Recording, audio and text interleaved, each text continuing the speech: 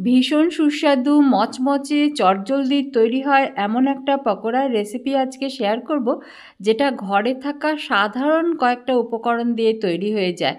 এটা আপনি ভাতের পাতে ডালের সাথে সাইড ডিশ হিসেবেও খেতে পারেন, আবার সন্ধ্যাবেলায় চায়ের সাথেও এটা পরিবেশন করতে পারেন। ভীষণ মচমচে আর সুস্বাদু এই পকোড়াগুলো চটজলদি তৈরিও হয়ে যায় কিভাবে, আসুন তাহলে আজ সেটাই দেখে নিই। নমস্কার বন্ধুরা, শম্পার রান্নাঘরে সবাইকে স্বাগত জানিয়ে শুরু করি আজকের পর্ব।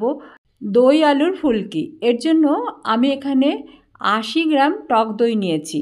টক দইয়ের যে ছোট কন্টেনারগুলো থাকে তার মধ্যে ৮০ গ্রামই থাকে, আমি সেটাই নিয়েছি। ভালোভাবে এটা ফেটিয়ে নিচ্ছি।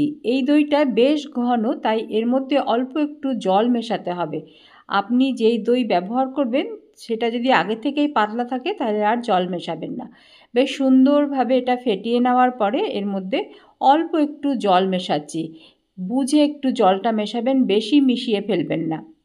এটা দিয়েই কিন্তু আজকের যে আমি পকোড়াগুলো তৈরি করব তার ব্যাটার ঠিক বলবো না, মিশ্রণটা তৈরি করতে হবে। ভালোভাবে দই আর জল মিশিয়ে এটা সাইডে রেখে দেবো, আর তারপরে আমি বাকি উপকরণগুলো নিয়ে আসছি। দেখবেন একদম সাধারণ কয়েকটা উপকরণ লাগবে।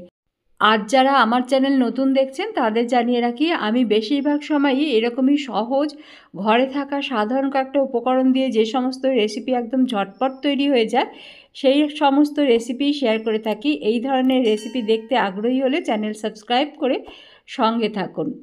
তাহলে এখানে দেখতে পাচ্ছেন আমি নিয়েছি দুটো মিডিয়াম সাইজের সেদ্ধ করা আলু। সেদ্ধ করা আলুটা এইভাবে গ্রেট করে নিচ্ছি, যে পোর্শনটা দিয়ে মোটা মোটাভাবে গ্রেট হয় সেটা দিয়েই গ্রেট করলাম। এর মধ্যে নিচ্ছি কিছুটা রেড চিলি ফ্লেক্স আর দিচ্ছি কাঁচা লঙ্কা কুচোনো, এগুলো নিজেদের স্বাদ মতো দিতে হবে। এর মধ্যেই দেবো কিছুটা চালের গুঁড়ো, 2 টেবিল চামচ ভরে ভরে চালের গুঁড়ো মেশাচ্ছি। প্রয়োজন পড়লে আর একটু মেশানো যাবে, একটু বুঝে এটা মেশাতে হবে। বা এই যে টক দই যতটা আমি পাতলা করেছি সেটাও একটু বুঝেই মেশাতে হবে। মোট কথা, এই যে ব্যাটারটা তৈরি হবে বা মিশ্রণটা তৈরি হবে সেটা একটু থকথকে তৈরি হবে, খুব পাতলাও নয় আবার শক্তও নয় কিন্তু। তাই এটাকে ব্যাটার না বলে একটা মিশ্রণ বলা চলে। স্বাদ মতো নুন দিয়ে দিলাম।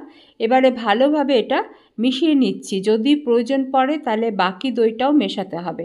এই ব্যাটার বা মিশ্রণ যদি একটু বেশি পাতলা হয়ে যায় তাহলে আপনি আরেকটু চালের গুঁড়ো মিশিয়ে দিতে পারেন। আমি সমস্ত দইটাই এর মধ্যে মিশিয়ে দিলাম, নিয়ে দেখিয়ে দিচ্ছি ঠিক কেমন ঘনত্বের এই মিশ্রণ তৈরি করতে হবে। এর মধ্যে আরেকটা জিনিস মেশাতে হবে যাতে পকোড়াগুলো খুব মচমচে হয়, তার জন্য অল্প একটু তেল গরম করে নিলাম। তেল গরম হয়ে গেলে গ্যাসটা অফ করে দিয়ে এর মধ্যে 1/2 টিস্পুন গোটা জিরে দিলাম। গোটা জিরেটা বেশি যাতে ভাজা না হয়ে যায় সেই জন্য গ্যাসটা অফ করে দিয়ে দেওয়াই ভালো, নাহলে পুড়ে যায়, কালো হয়ে যায়, তাতে পকোড়াগুলো খেতে কিন্তু ভালো লাগে না। জিরেটা আস্তে আস্তে ভাজা হয়ে গেলে এর মধ্যে অল্প একটু হিং দিলাম, যেহেতু একদম এটা নিরামিষ তৈরি করছি তাই একটু হিং মেশালাম। এবারে এই গরম তেলটা এই মিশ্রণের মধ্যে দিয়ে দিলাম, নিয়ে এর মধ্যে দেবো অল্প একটু খাওয়ার সোডা।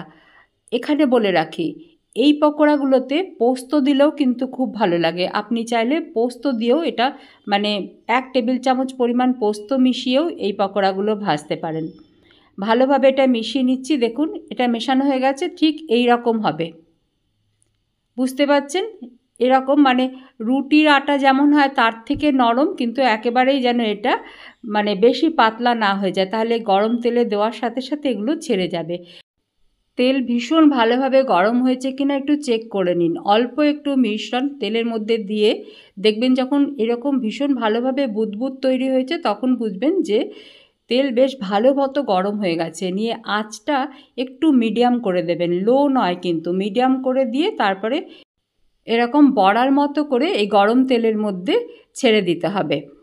আঁচ কিন্তু মিডিয়াম রাখবেন, একেবারেই লো করে দেবেন না, তাহলে এই পকোড়াগুলো বেশি তেল টেনে নেবে ভেতরে, তেল একদম জবজবে হয়ে যাবে। সেজন্য আঁচ কখনোই পুরো কমিয়ে দেবেন না, আঁচ মিডিয়ামে রেখে বেশ সুন্দরভাবে এই গরম তেলের মধ্যে পকোড়াগুলো ভাজবেন। প্রথমেই নাড়াচাড়া করার দরকার নেই, তাহলে কিন্তু এটা মানে ফুটো হয়ে গিয়ে ভেতরে তেল ঢুকে যাবে। একটু সেট হতে দিন, তারপরে একটু নাড়াচাড়া করে নিজের মনের মতো রং করে ভেজে তুলুন। দেখুন জোর করে কিন্তু উল্টাবেন না, যেগুলো নিজে নিজে উল্টে যাচ্ছে সেগুলো একটু উল্টে পাল্টে দিন। খুব তাড়াতাড়ি তৈরি হয়ে যাবে। আপনি পোস্ত দিয়েও করে দেখতে পারেন, সেটাও ভীষণ ভালো লাগবে।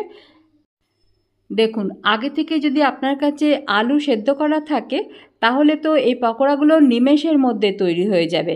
আর এই সমস্ত উপকরণগুলো আমাদের বাড়িতে সাধারণত থাকেই, তাই দিয়েই বেশ সুন্দরভাবে আপনি অতিথি আপ্যায়নও করতে পারেন। ঝটপট করে কয়েকটা পকোড়া বানিয়ে চায়ের সাথে সার্ভ করে দিতে পারেন।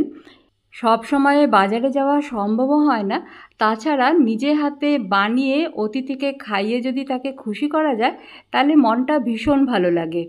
দেখুন, আস্তে আস্তে পকোড়াগুলো লালচে হয়ে আসছে, আর এরকম করে লালচে হয়ে এলেই কিন্তু এগুলো তেল থেকে ছেঁকে তুলে নিয়ে একটা নেটের ওপরে রাখবো। যে কোনো কিছু ভাজা, যেগুলো এরকম ডিপ তেলে ভাজা হয়, সেগুলো টিস্যু পেপারে না রেখে নেটের উপরে রাখলে পকোড়াগুলো বা এই ভাজাগুলো অনেকক্ষণ পর্যন্ত মচমচে থাকে।